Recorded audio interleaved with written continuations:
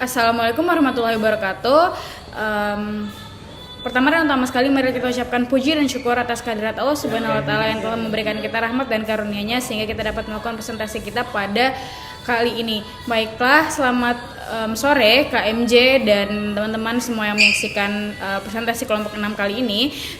Baiklah, kami dari kelompok 6 akan membahas mengenai analisis proses sekuritisasi terhadap imigran negara mayoritas muslim di negara Amerika Serikat pada era Presiden Donald Trump. Tapi sebelum kita mulai ke dalam presentasinya, alangkah lebih baiknya saya sebagai moderator memperkenalkan anggota kelompok 6 terlebih dahulu. Yang pertama itu saya sendiri sebagai moderator, saya Zahra Wiranda.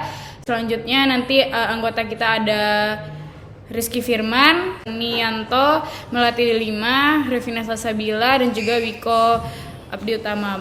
Selanjutnya mengenai latar belakang isu, latar belakang permasalahan yang akan dijelaskan oleh Melati. Kepada Melati dipersilakan. Baik, di sini saya akan menjelaskan latar belakang dari sekuritisasi ini. Masalah ini terjadi setelah terjadinya tragedi 9/11, di mana tragedi 9/11 ini merupakan sekelompok penyerang bunuh diri membajak pesawat komersial Amerika Serikat dan menabrakkan ke kedua gedung pencakar langit yang ada di New York dan menewaskan beribu orang. Nah, pasca tragedi 9/11 ini, opini tentang Islam sebagai teror bagi masyarakat internasional semakin menyeruak dan Islam dianggap banyak mendukung aksi terorisme di Amerika Serikat. Nah, jika dilihat dari kajian global, isu imigran yang dijadikan alat kampanye bagi Donald Trump merupakan upaya sekuritisasi. Trump mengeluarkan pernyataan-pernyataan atau SpaceX lewat beragam pidato kampanye dan juga cuitan-cuitannya di media sosial. Baik, sekian penyampaian materi dari saya. Terima kasih. Baiklah, terima kasih kepada Melati yang telah menjelaskan latar belakang mengenai sekuritisasi terhadap imigran negara mayoritas muslim di Amerika Serikat pada masa Presiden Donald Trump. Selanjutnya itu mengenai aktor yang akan disampaikan oleh Sony. Kepada Sony dipersilahkan. Baik, terima kasih atas kesempatannya. Saya akan menjelaskan tentang aktor-aktor yang terlibat dalam sekuritisasi di Amerika Serikat terhadap imigran yang berasal dari negara mayoritas muslim di era Donald Trump.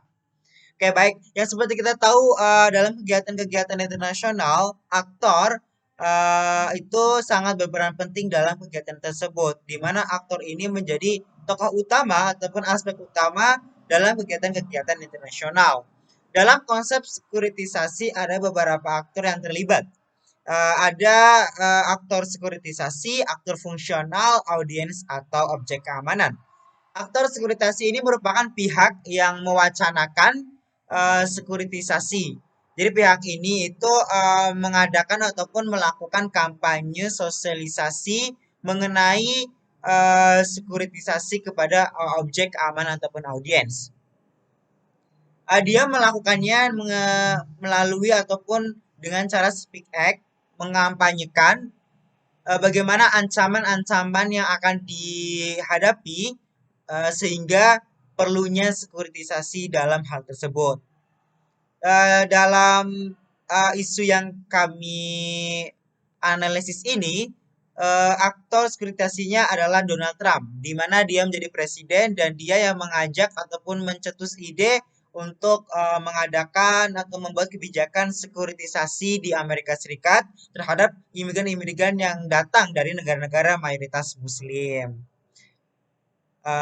Selanjutnya yaitu audiens, di mana audiens adalah pihak-pihak yang ingin dipengaruhi oleh aktor sekuritisasi itu untuk mempercayai bahwa adanya ancaman ketika itu datang dari imigran-imigran tersebut.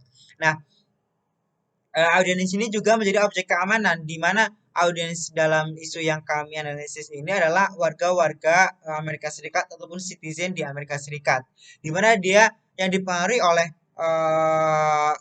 presiden yaitu Donald Trump untuk mempercayai bahwasanya nanti ada ancaman-ancaman yang datang dari imigran Muslim yang berasal dari negara mayoritas Muslim.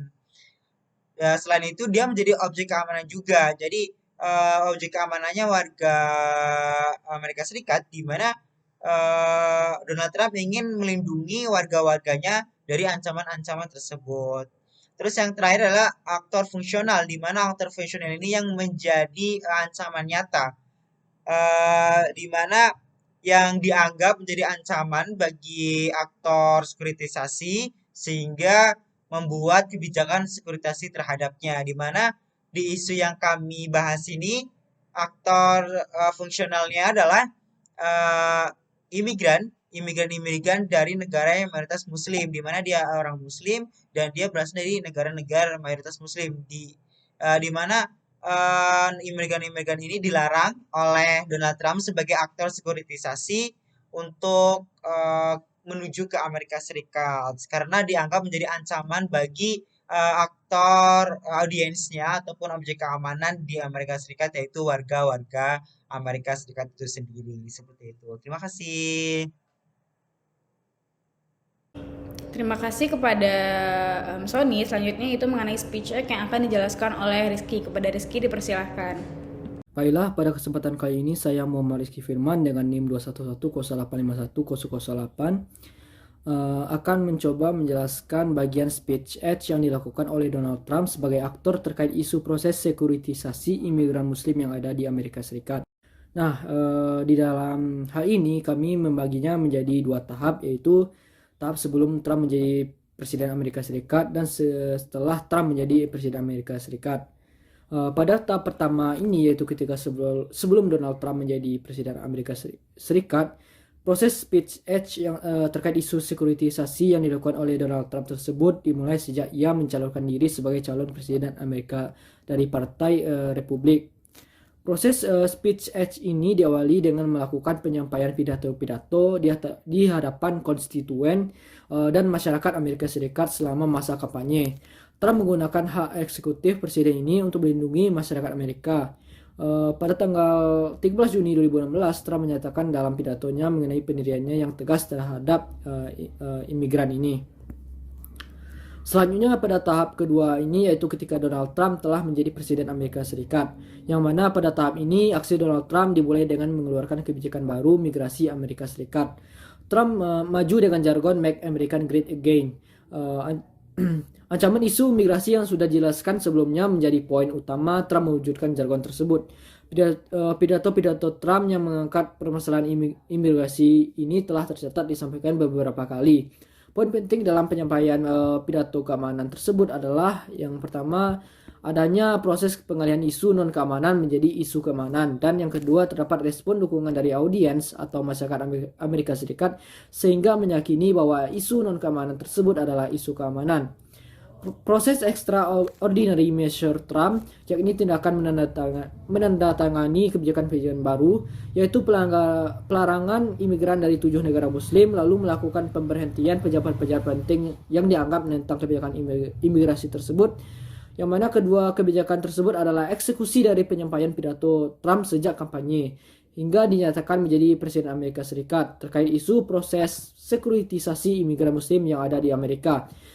Kebijakan tersebut juga bersifat lebih ekstrim daripada kebijakan imigrasi yang dikeluarkan oleh pemerintah Obama. Nah, sekian penjelasan yang dapat saya sampaikan. Terima kasih. Baiklah, saya akan menyampaikan mengenai tanggapan masyarakat mengenai kebijakan yang dibuat oleh Donald Trump tersebut. Tentunya dari setiap aksi tentunya akan menimbulkan golongan pro dan kontra. Sama dengan kebijakan ini tentunya ada golongan yang pro dan ada golongan yang kontra. Masuknya imigran Timur Tengah bagi sebagian masyarakat Amerika Serikat tidak dirasakan sebagai ancaman, dan mereka selalu terbuka bagi imigran manapun yang masuk dan datang ke negara Amerika Serikat. Golongan yang dimaksudkan itu adalah golongan-golongan yang menentang kebijakan Trump yang menutup semua akses bagi imigran asing yang ingin masuk ke dalam Amerika Serikat, terutama bagi imigran yang datang dari Timur Tengah. Dengan demikian, sebagian golongan yang kontra ini akan mendapati rasa malu dengan ketidaksesuaian atas visi misi Amerika Serikat, di mana semua orang bisa masuk ke dalam Amerika Serikat.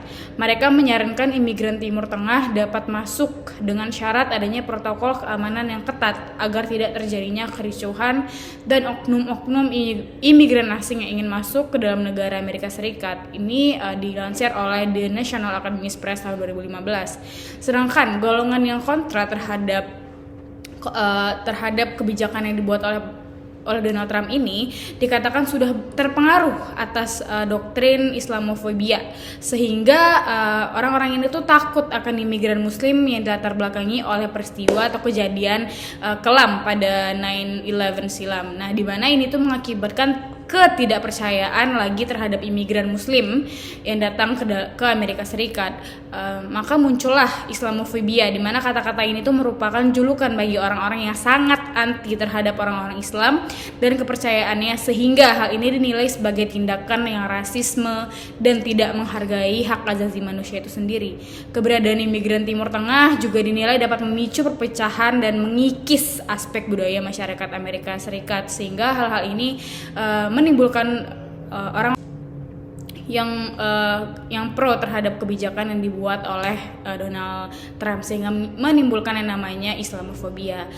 Mungkin sekian mengenai tanggapan masyarakat dalam konteks sekuritisasi ini.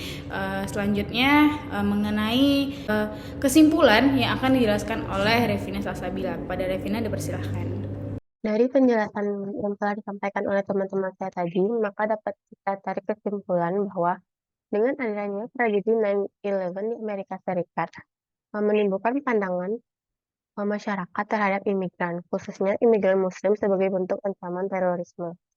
Dalam kampanyenya, Donald Trump sebagai upaya sekuritisasi memberikan speech act terhadap imigran, khususnya imigran Muslim sebagai pelaku yang bertanggung jawab atas tindakan terorisme dalam fenomena 9/11. Dengan adanya speech ini menimbulkan pandangan bahwa Islam merupakan terorisme yang menimbulkan Islamofobia di Amerika Serikat. Adapun sisi positif dari fenomena ini ialah lebih ketatnya imigran yang diizinkan masuk ke Amerika Serikat. Baiklah, terima kasih kepada Revina yang telah menarik kesimpulan mengenai materi kita pada kali ini. Setelah disampaikan mengenai kesimpulan, maka berakhir pula lah sesi diskusi kita atau presentasi kita pada kali ini. Terima kasih kepada KMJ dan teman-teman yang sudah mendengarkan kelompok 6 presentasi pada kali ini. Mohon maaf apabila ada kesalahan. Saya sebagai moderator pamit undur diri. Wabillahi taufiq wal hidayah. Wassalamualaikum warahmatullahi wabarakatuh.